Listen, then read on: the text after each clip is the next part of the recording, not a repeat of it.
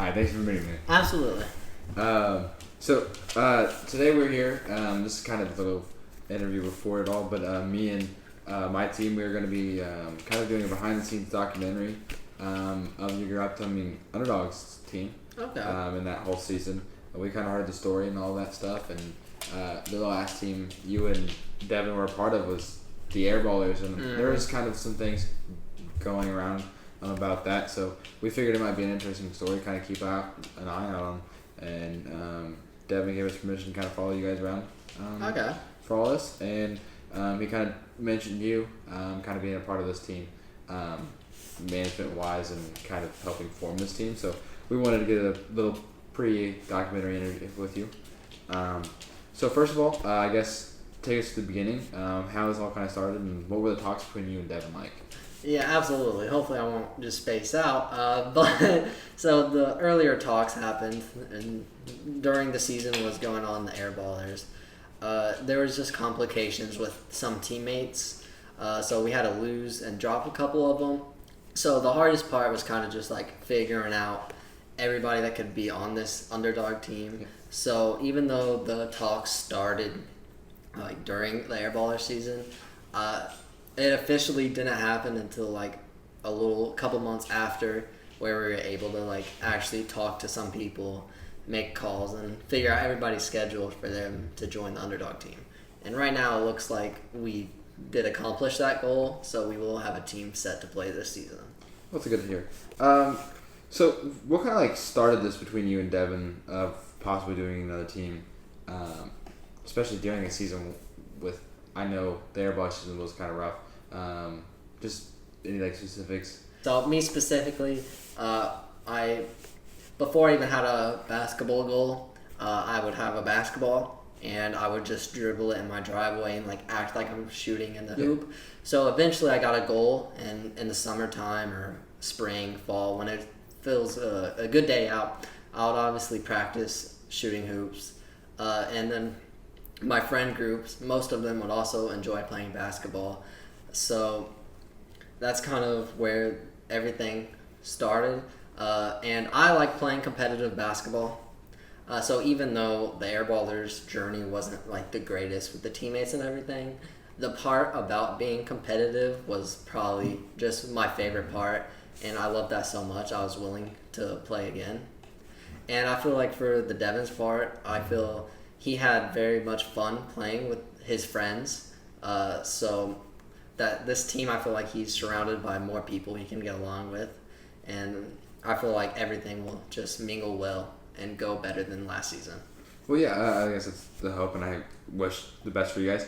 Are there kind of any concerns that you had with the Airballers team that you have with this new underdog teams, or things you're kind of afraid of seeing from that team coming into this team? Yeah. So to start it off, the Airballers team was a very short team. We didn't really have tall. Devin Franklin was probably our tallest guy, and he's like 5'10", 5'11". And then Adam Bright was our next tallest person. He's barely like 6 foot probably.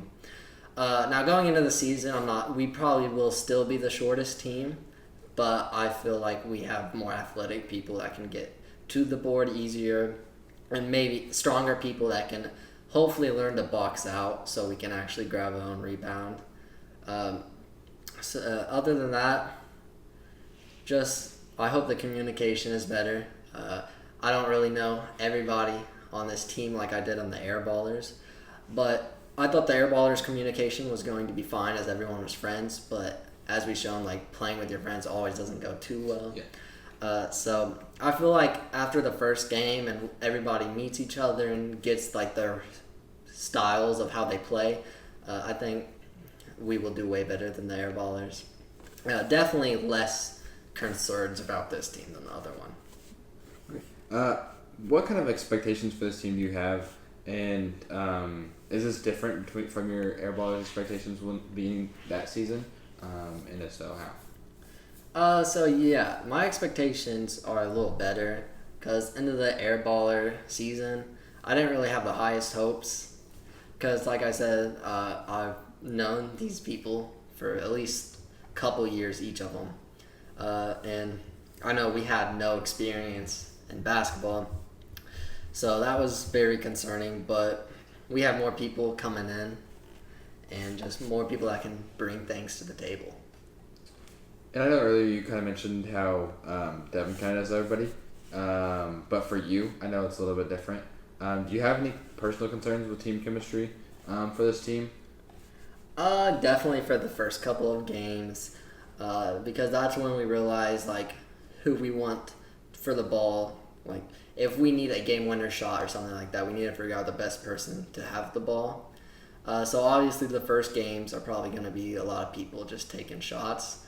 But once we figure everything out, I feel like we can move the ball pretty easily down the court. And hopefully during the season we will have like some practices, even if maybe like all the team can't come, but most of it. And that will hopefully help us get better at our team chemistry.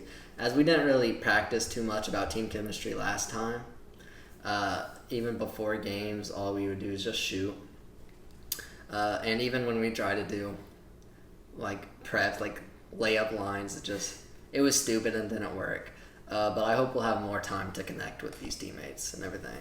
Yeah. So next, I guess I know it was a rough season for you guys with the Airballers. Yeah. So I guess kind of both personally as for yourself and as a team, do you have like your main goals for the season? Yeah. So in the Airballer season, my highest points were like 14.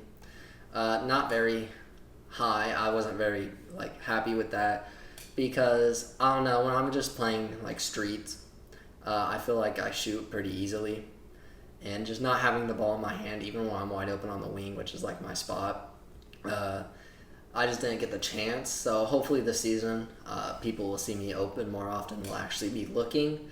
So I guess my personal goal is at least to have one 20-point game or maybe more.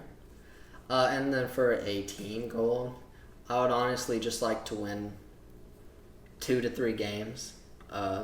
I know the competition was very heavy last year, so I would just be very happy to see us get some wins on the board. Anything can be better than last season.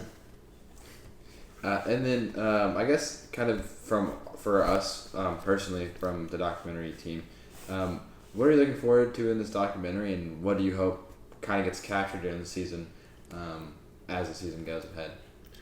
I would kind of just want to capture us as a team, really.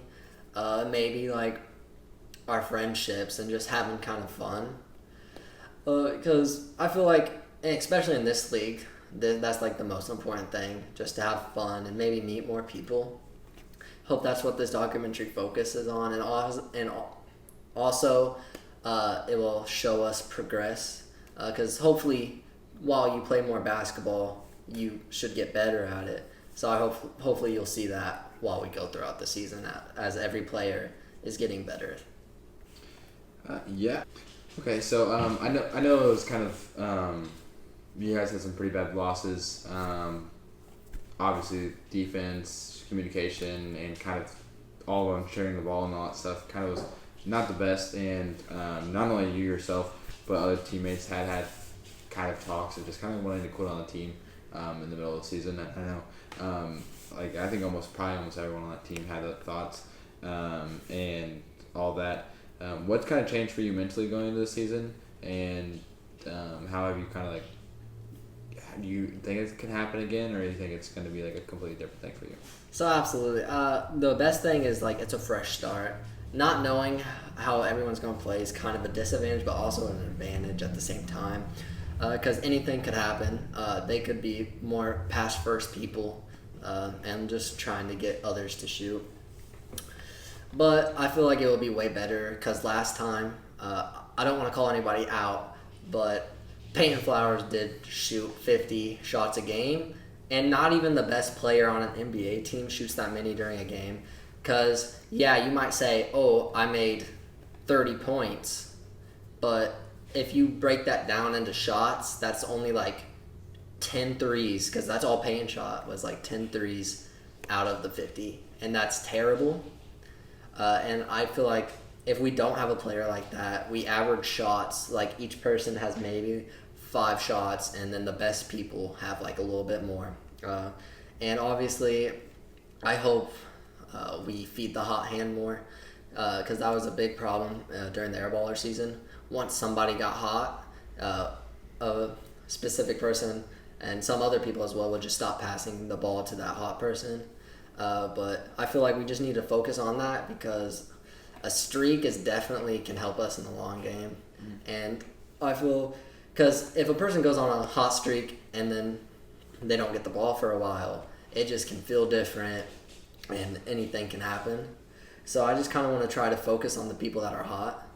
So even if our worst players are making buckets, I'm still trying to give them the ball.